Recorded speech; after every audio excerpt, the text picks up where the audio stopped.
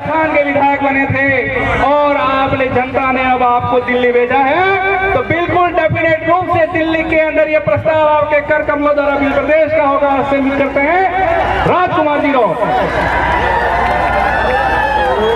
सभी साथियों को जय जोहार।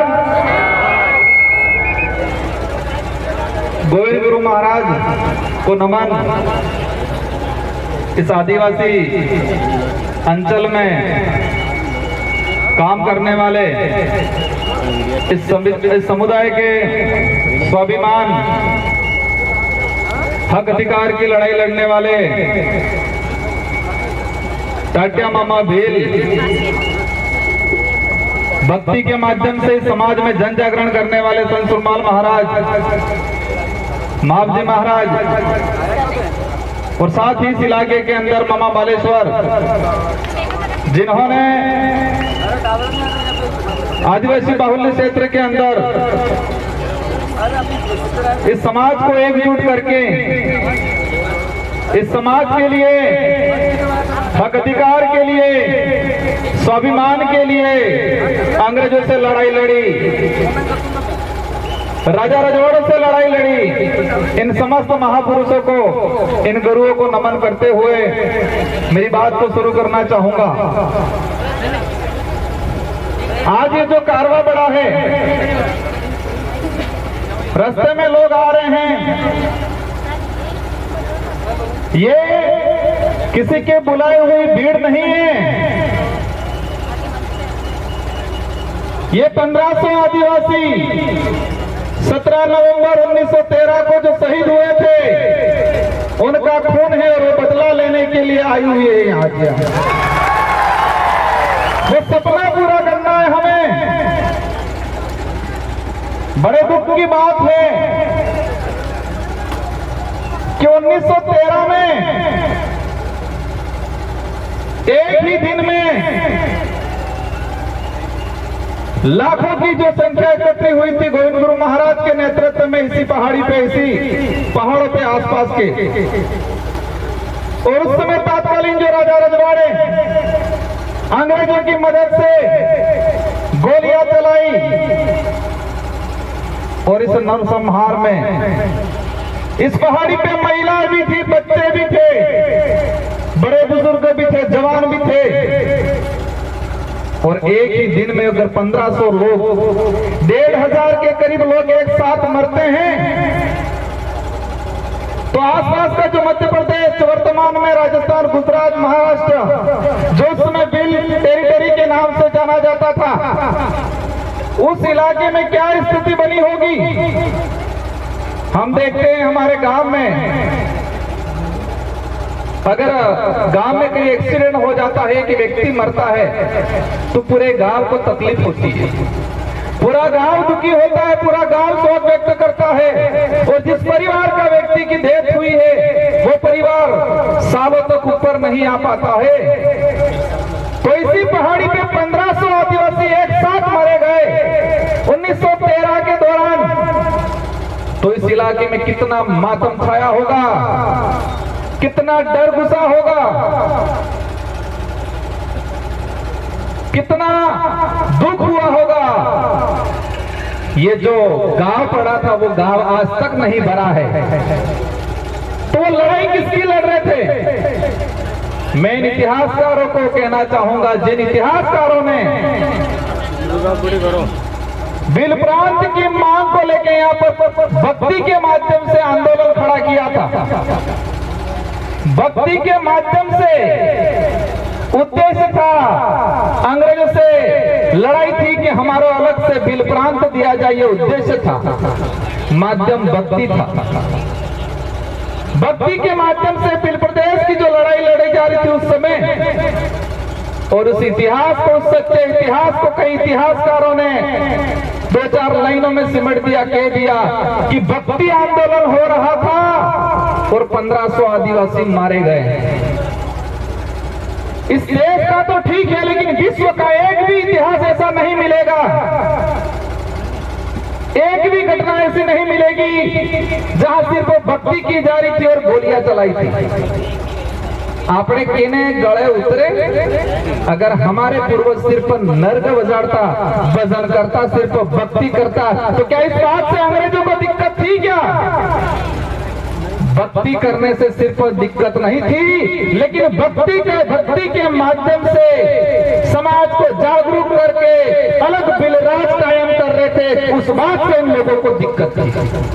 लेकिन इस इतिहास को बदल दिया गया, उस इतिहास को दबा दिया गया। मैं इस विचारधारा को धन्यवाद देना चाहूंगा, इस विचारधारा की शुरुआत में काम करने वाले लोगों को धन्यवाद देना चाहूंगा, जिसकी बदौलत दबा हुआ इतिहास वापस उजागर हुआ और आज लाखों की संख्या में इसी पहाड़ी पे ये कारवां खड़ा हुआ है।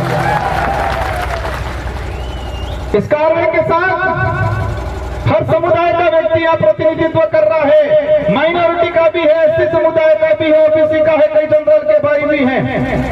हमारे साथ वो हर व्यक्ति है जो मानवता में विश्वास करता है, जिसके अंदर छुआछूत है, भेदभाव है, जिसके अंदर शोषण की भावना है, वो व्यक्ति इस विचारधारा का हमेशा विरोध करेगा। जिस व्यक्ति के अंदर ये भावना है शोषण की, छुआछूत की, शोषण की, वो व्यक्ति हमेशा हमारा विरोध करेगा और हम भी ऐसे लोगों को विरोध करते रहेंगे हमेशा के लिए। हर उस व्यक्ति का, हर उस समाज का सम्मान करेंगे, हर उस व्यक्ति का सम्मान करेंगे जो मानवता में विश्वास रखता हो, जो छुआछूत में विश्वास नहीं रखता हो, जो शोषण में विश्वास नहीं रखता हो। इन सभी लोगों का, उन सभी समाज का हम सम्मान करेंगे। हमारे पूर्वज भी करते आए थे और हम भी करेंगे, लेकिन अब वो वक्त नहीं रहा है। शोषण होता आया है समाज में, बिल प्रदेश की मांग है, कई लोग चाहते हैं, पूछते हैं क्यों। दुख की बात यह है कि हमारे भी समाज के, इस समाज का सर्टिफिकेट लगा के अधिकारी, कर्मचारी, नेता बन जाते हैं और वो ये भूल जाते हैं कि मैं किस सर्टिफिकेट लगाने की वजह से। मैं ये उनकी योग्यता पे सवाल खड़ा नहीं करना चाहता, लेकिन आदिवासी समुदाय का वो व्यक्ति यदि कहे कि मैंने आदिवासी का सर्टिफिकेट नहीं लगाया और मैं सिर्फ मेरी योग्यता से आगे बढ़ा, ऐसा कोई माई का लाल हो तो बताओ। दुख होता है जिस समाज का सर्टिफिकेट लगा के बड़ा पेट करके बैठे हैं, बड़े अधिकारियों की पोस्ट पे बैठे हैं, लेकिन उस समाज का आदमी उनके पास जाता है तो वो हीन भावना से देखते हैं। लेकिन वो वक्त भी आ गया है कि ऐसे लोगों को भी समाज समय आने पे समाज के बीच में नहीं बैठने देगा और उनके अंतिम संस्कार में 4 लोग भी उनको कंधा देने वाले नहीं मिलेंगे। ये वक्त भी आ रहा है।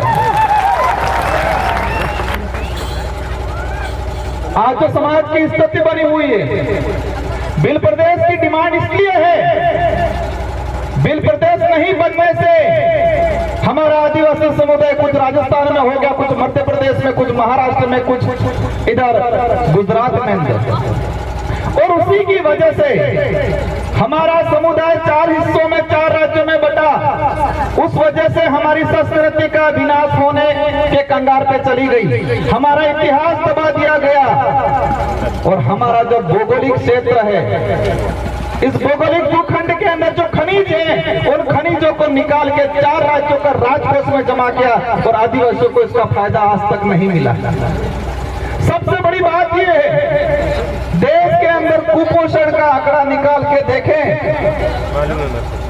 देश में कुपोषित इलाका अगर आता है, रेड इलाका, तो यही बिल प्रदेश की टेरिटरी जो वर्तमान में 4 राज्यों में बटा हुआ है, उसी इलाके के अंदर भुखमरी है, कुपोषण है, अशिक्षा है।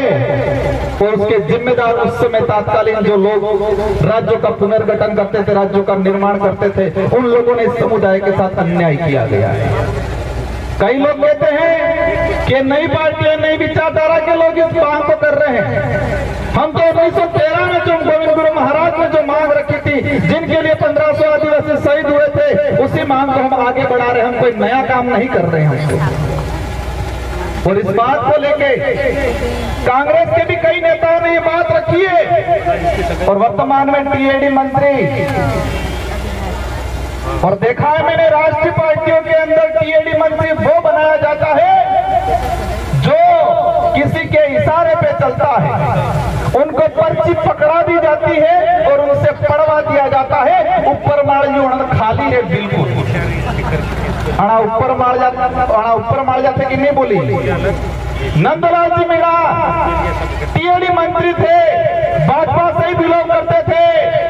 उन्होंने खुद ने कहा था बिल प्रदेश बनना चाहिए, तो बाबूलाल जी आप कौन सी खेती मिली हो तो आज के रहो नहीं बनना चाहिए। कई नेताओं ने, कांतिलाल जी पुनिया मध्य प्रदेश से, उन्होंने आपसे बात रखी थी। गुजरात के कई नेताओं ने बात रखी है और राहुल गांधी जी खुद यहाँ बोल के गए हैं कि आदिवासी इस देश का मूल मालिक है। तो क्या है बाबूलाल जी उनसे भी ऊपर चले गए, ऐसा लग रहा है मुझे। मैं कई बार कहता हूं, आज यहाँ पर जो आए हैं वो गरीब परिवार से आदमी आया है। इस आंदोलन में, इस कार्य में जो पहुंचा है गरीब परिवार से, जिसके पास पैसा नहीं है, दौलत नहीं है, बड़े बड़े बंगले नहीं है, गाड़ियां नहीं है, लेकिन वो यहां पर आया है क्योंकि उसका जमीर जिंदा है। इसका जमीर जिंदा है। उनके अंदर यह है कि मुझे आत्म स्वाभिमान की लड़ाई लड़नी है, मेरे पूर्वजों का अधूरा सपना पूरा करना है, ये दिमाग में। हमारे भी समाज के बहुत सारे पैसे वाले ऐसे लोग जो पेट भरने की लड़ाई लड़ते हैं, सुख सुविधा अर्जित करने की लड़ाई लड़ते हैं, स्वाभिमान की लड़ाई नहीं लड़ते हैं। और नेशनल पार्टियों को भी हमसे यही दिक्कत है, हमें यही चाहते हैं, हमारे से यही चाहते हैं कि आप सिर्फ भौतिक सुविधा की बात करो, पेट भरने की बात करो, सरकारी गेहूं की बात करो, आप अधिकार और जल जंगल जमीन की बात मत करो, ये चाहते हैं वो। हम सिर्फ 2 रुपये गेहूं की बात करेंगे, हम रोटी कपड़े मकान की बात करेंगे।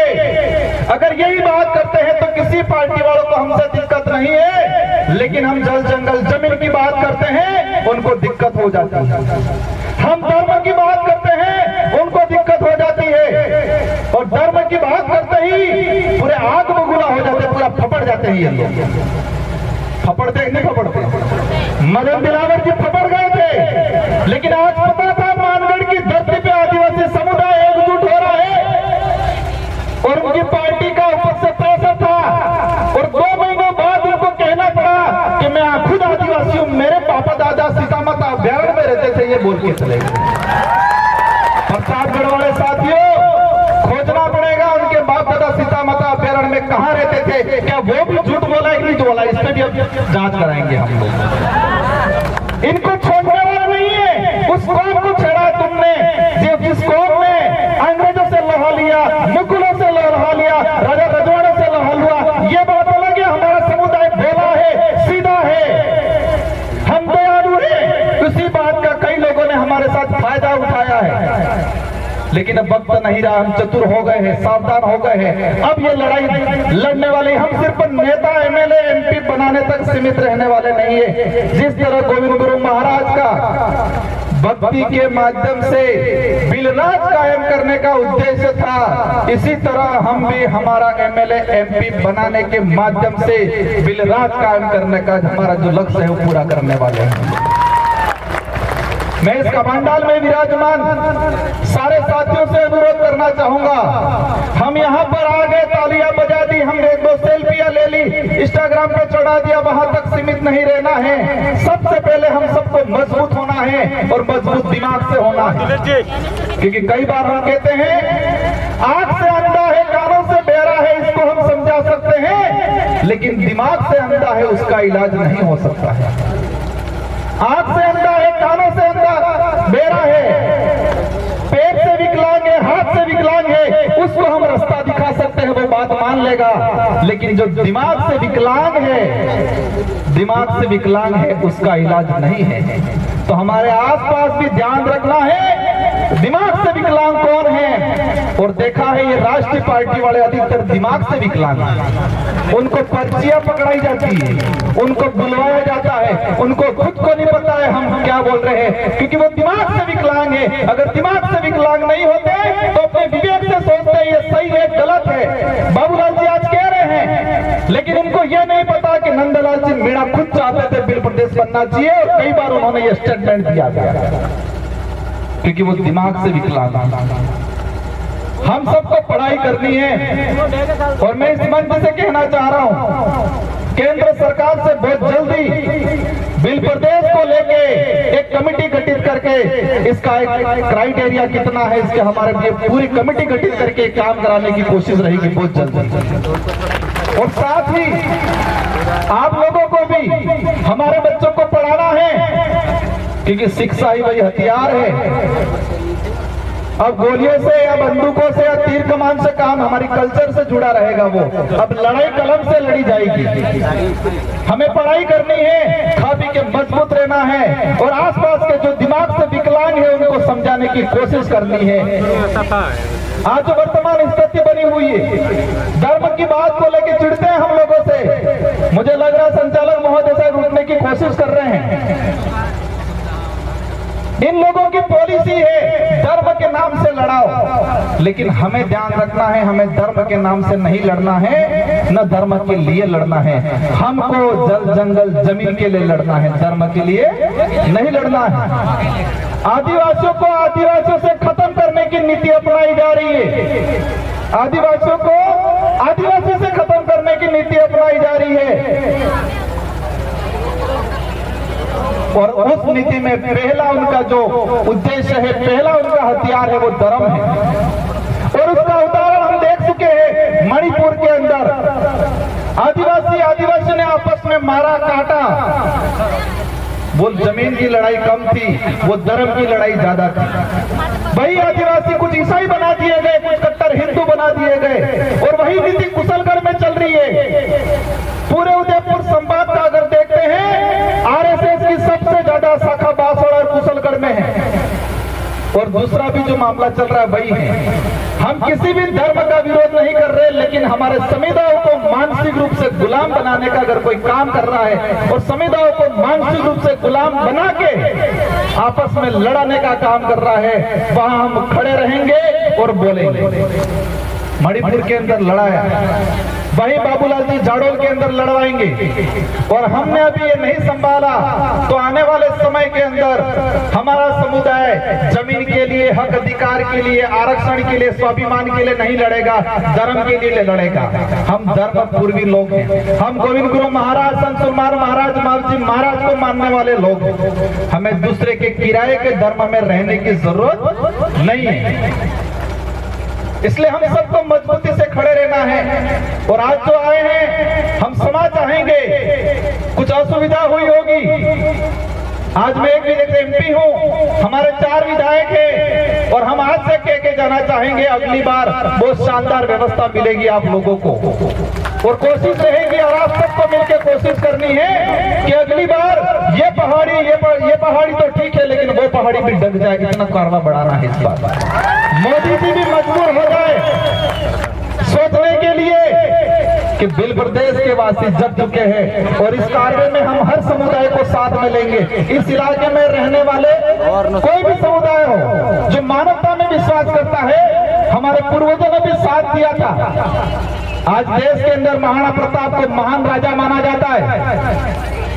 महाराणा प्रताप के पास कौन सी सेना थी? इस देश के अन्य सारे राजाओं ने अकबर की अधीनता स्वीकार कर ली, तो महाराणा प्रताप के पास कौन सी ऐसी सेना थी, कौन सी ऐसी तोपें थी? उनके भाई थे जगमाल और पृथ्वी सिंह। वो 2 भाई भी मान सिंह जी के साथ चले गए थे। और महाराणा प्रताप की तरफ से लड़ाई कौन लड़ रहा था? मान सिंह लड़ाई लड़ रहा था। लेकिन मुझे दिक्कत इस बात से है कि पाठ्यक्रम में वो जमीन और स्वाभिमान की लड़ाई थी, लेकिन उस लड़ाई को धर्म की लड़ाई के नाम से डालना चाह रहे हैं ये लोग। किसकी लड़ाई साबित कर रहे हैं इतिहास में? धर्म की लड़ाई थी, ये बोल रहे हैं। वो धर्म की लड़ाई नहीं थी, जमीन की लड़ाई थी, स्वाभिमान की लड़ाई थी। लेकिन आज इसको झूठा परोसा जा रहा है। वही कौम है जो महाराणा प्रताप के साथ खड़ी रही थी। माइनॉरिटी के लोग थे, आदिवासी समुदाय थे, गला कटवाया था, और राणा प्रताप को देश के अंदर महाराणा प्रताप का गर्व दिलाया। और वही कौम, हम उस समुदाय को भी